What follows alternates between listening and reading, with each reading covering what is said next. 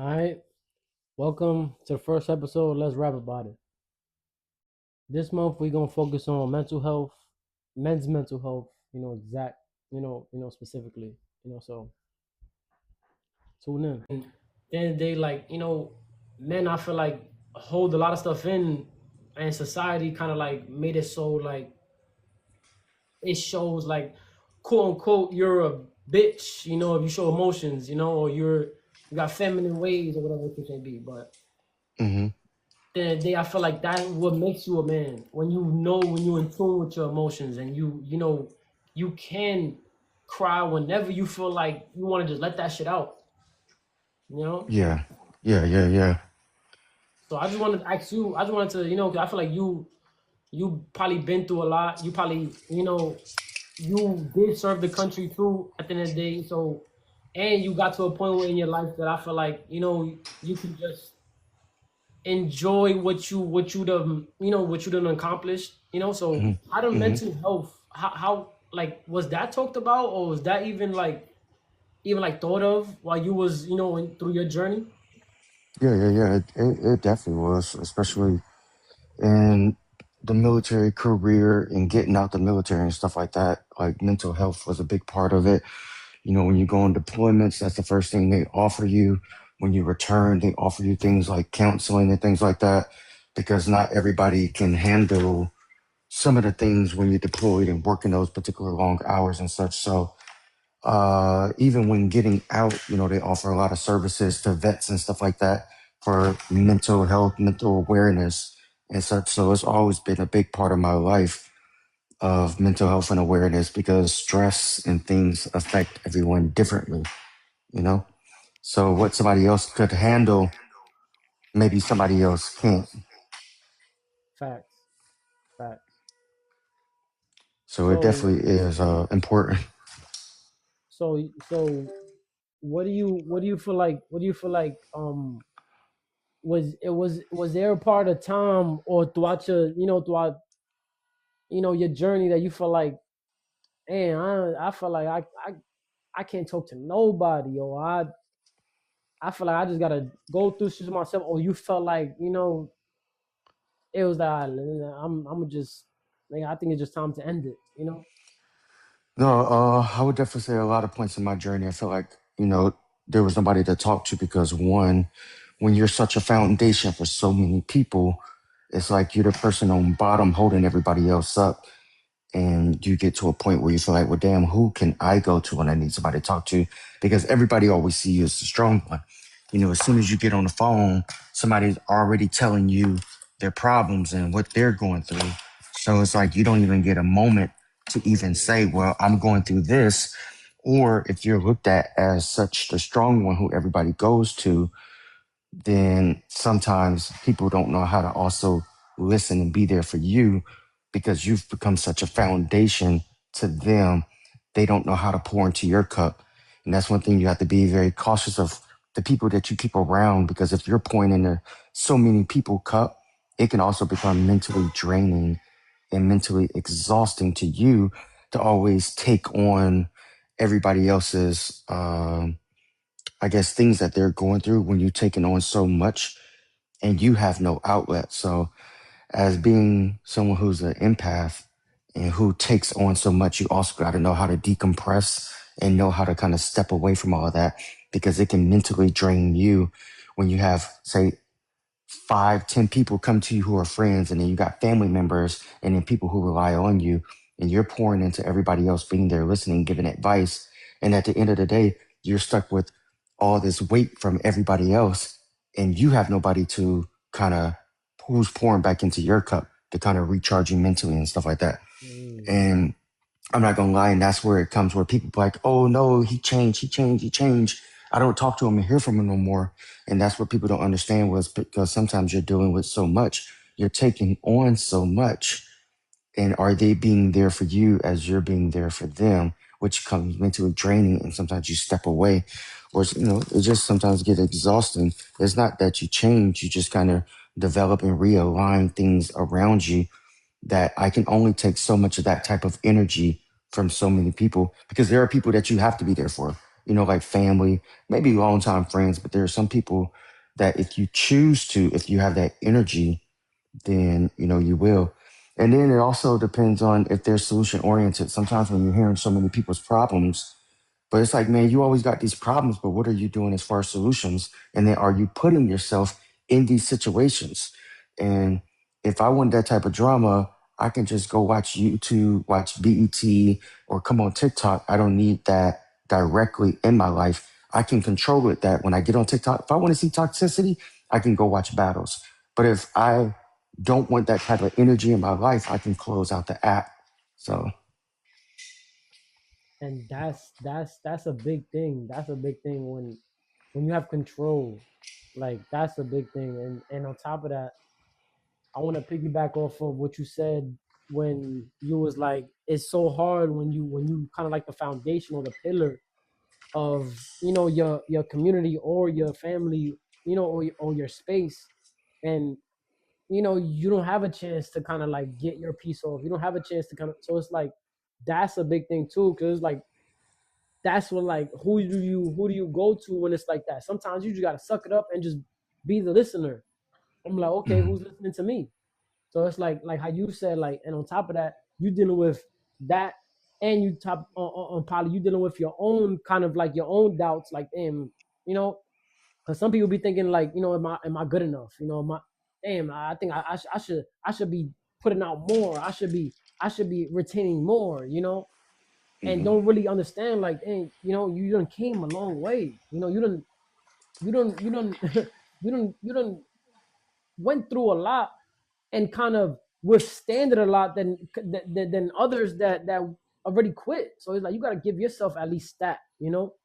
mhm.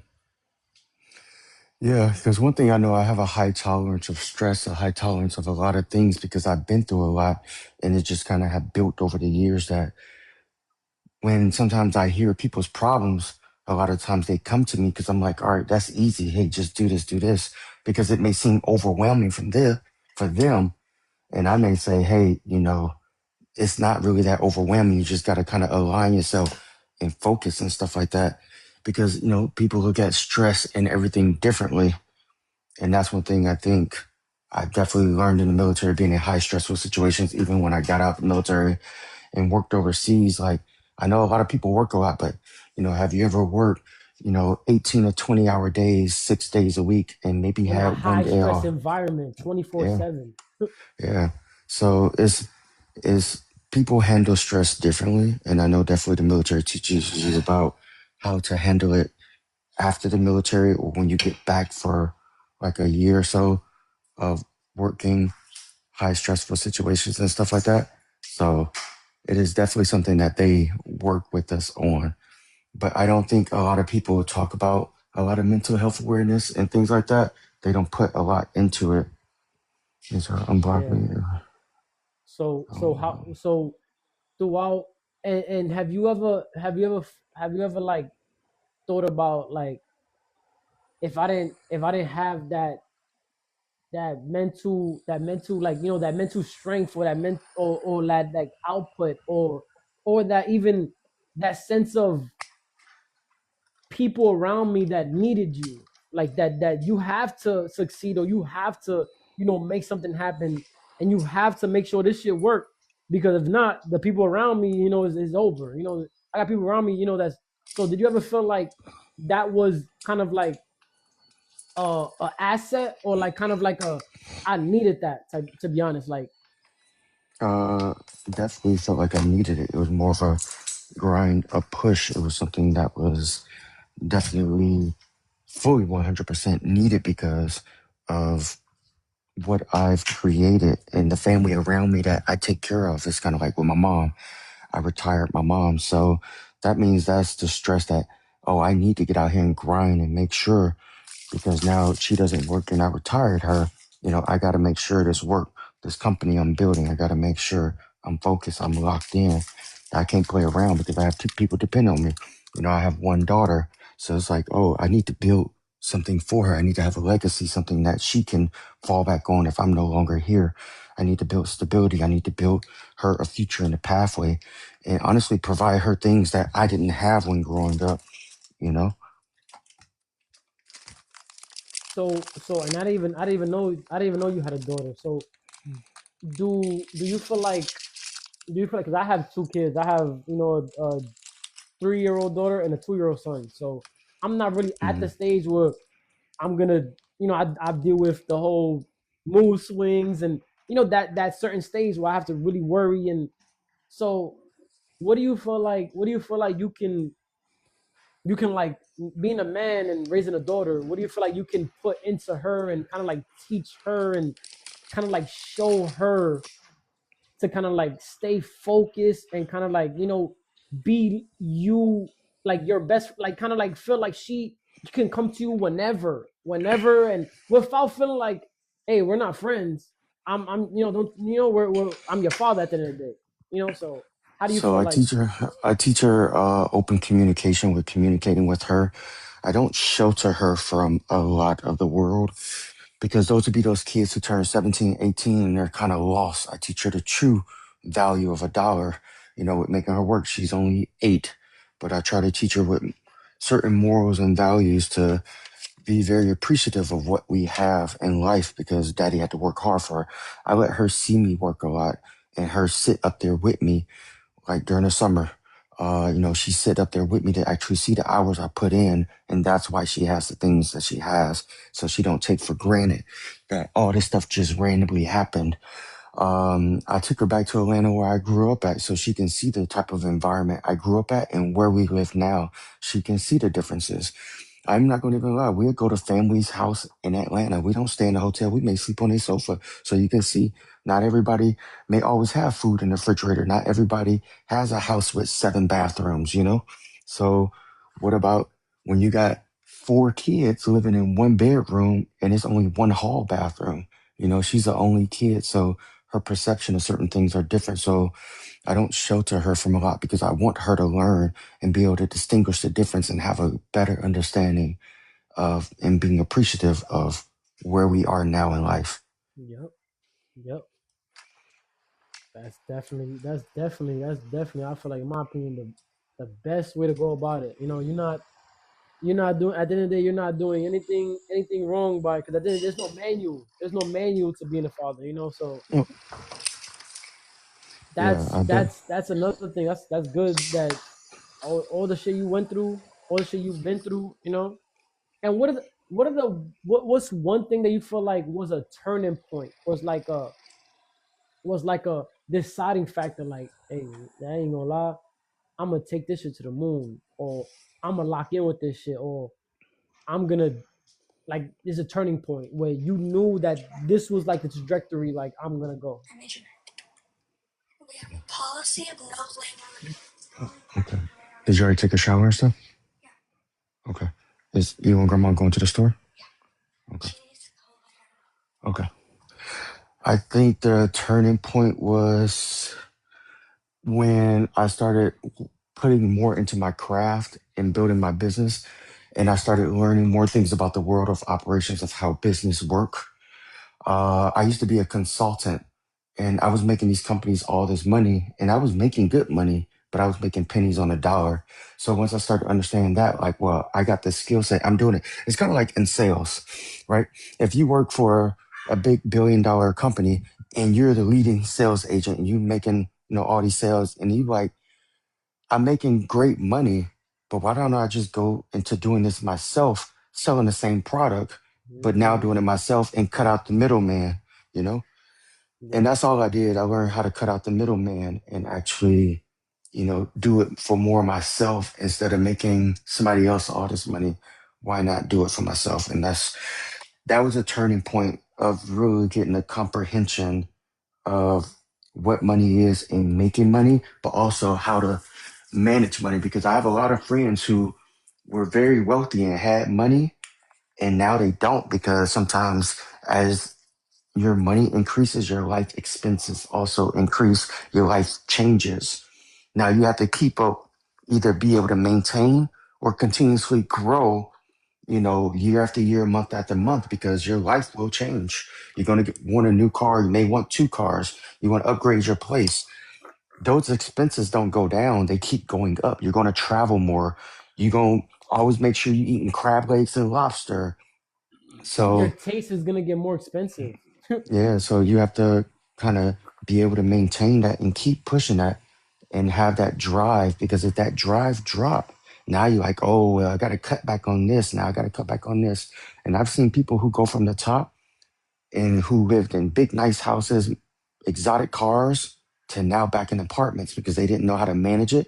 Or some of them didn't have that drive to keep it. They did 1 or 2 good years and they made great money, but they spent too much time celebrating rather than staying locked in for years.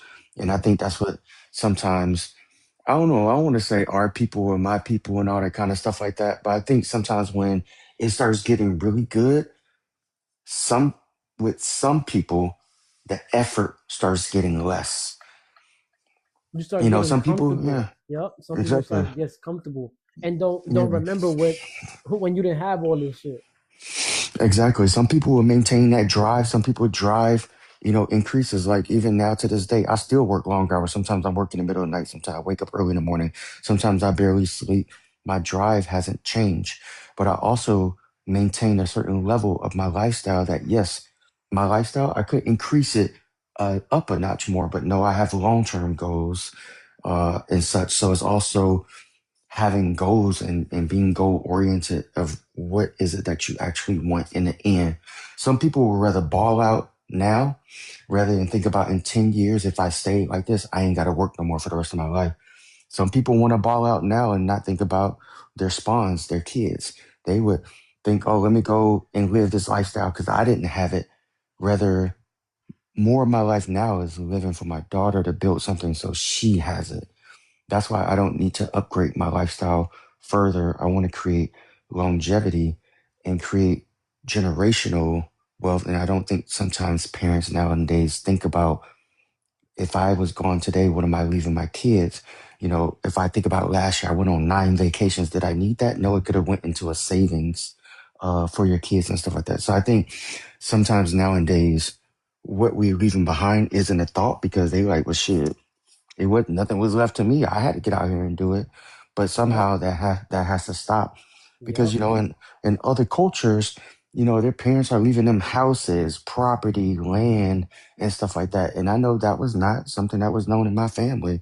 You know, and I know a lot of friends that was not something known, but sometimes in other cultures that is very common. Like, oh, uh, when I pass, you gonna get grandma's house. It was passed down to me, and we're gonna pass it down to you, rather than the parents be like, oh no, I'm gonna sell grandma's house, make this 500,000, and I'm gonna live my life, and then when I pass, I got nothing to pass on. You know, Yep. so because a lot of people want the money for the now rather than pass it on. Because I don't know, I don't want to say they selfish or what, but I see that a lot in family. Actually, it happened to me. Honestly, with my dad, my grandma passed. She left the house to my dad. My dad, he went and sold one house, and the other house he went and got a equity loan and ended up losing it for not paying back the equity loan. And this was a house that was supposed to be passed down in our family. So that happened. Actually, to meet my grandma, she wanted to keep this house that she had for years that my dad grew up in, and he was more of the now, more the greedy. Like he was And like, that's a fuck those perfect kids. example. That's a perfect Yeah, example because it's like if you're thinking about, because you probably was thinking about damn, and we still would have had that house. Even if you could have put a little bit more money into it, it could have been still no property tax. It could have been still. I'm not renting it out to nobody. Whoever wants to live here, we can still pass it on for free. exactly. Something that you can keep passing on, because Yeah. over time, land develops, land gets more expensive. Over time, things like that. But sometimes people don't think about that. They think about, oh, what can I get out of it now? He wanted it now because I think he went and got him a brand new Mercedes, and he did some other stuff. But it's like, is that worth it? And God rest my dad's soul. He passed 3 years ago. But it's like, where's that Mercedes at now? We could have had this house that we would have passed down in the family, but it was more for the now for you, that you went and bought a Mercedes, a brand new Mercedes, and did other stuff with the money from the house. You and know? and and that right there, kind of like that right there, it's like I feel like I'm not gonna say like it's a bad or a good thing, but I just feel like it's a double-edged sword because it's like, okay, now you give me now you taught me another lesson to kind of like not teach my kids what to do, not teach my kid what to do. You know, because like we have Yeah, to think about longevity. You know, yeah. but what and also what do you feel like? What do you feel like to maintain or to hit that next level? What do you feel like is needed, or what do you feel like is necessary in someone's life when they want to hit that next level, or they feel like they're held back by their own thoughts or their own like mental health. You know, like they feel like they're in a dark place and they just need that. What would you give them? What advice would you give them? Um, hmm.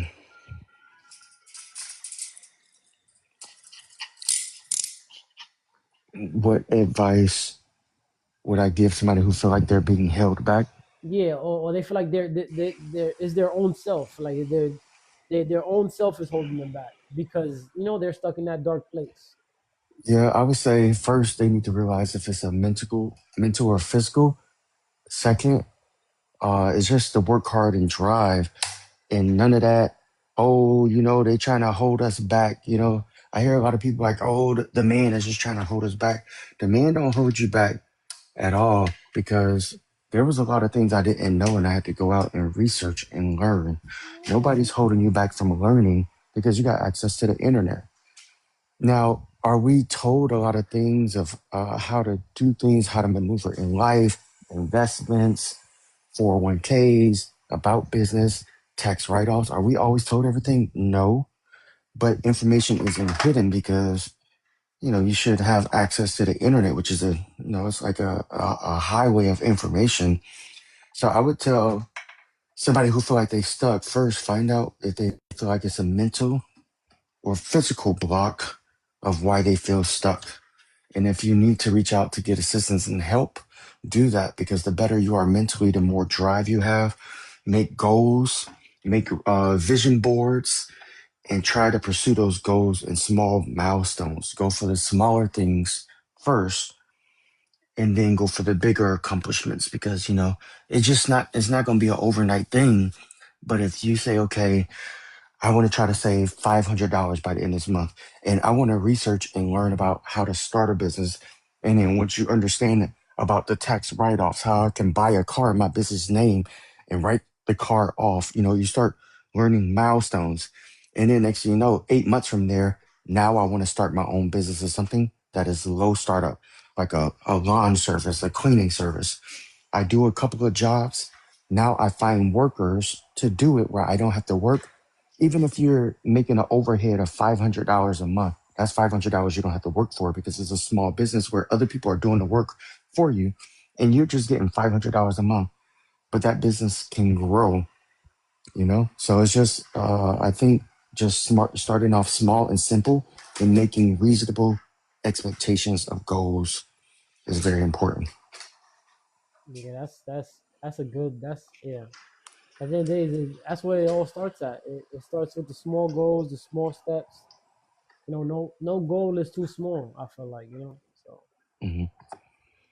Yeah. it was very and how long before I hit it off with the I know you're probably busy, but you have a meeting coming up. So how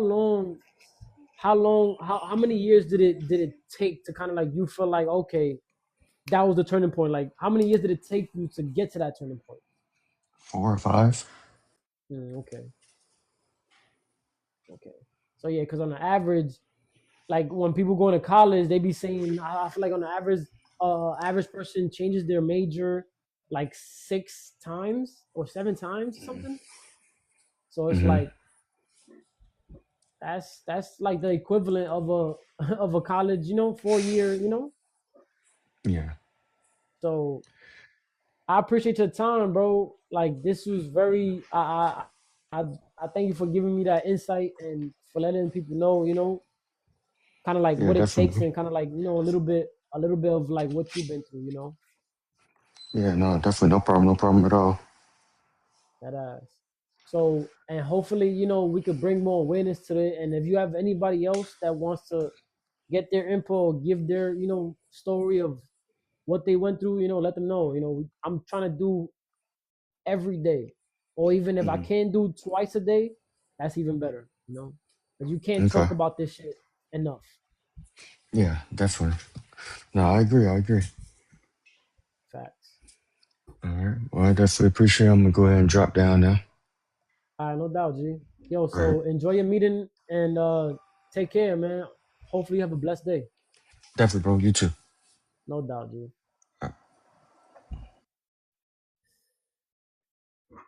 That was good.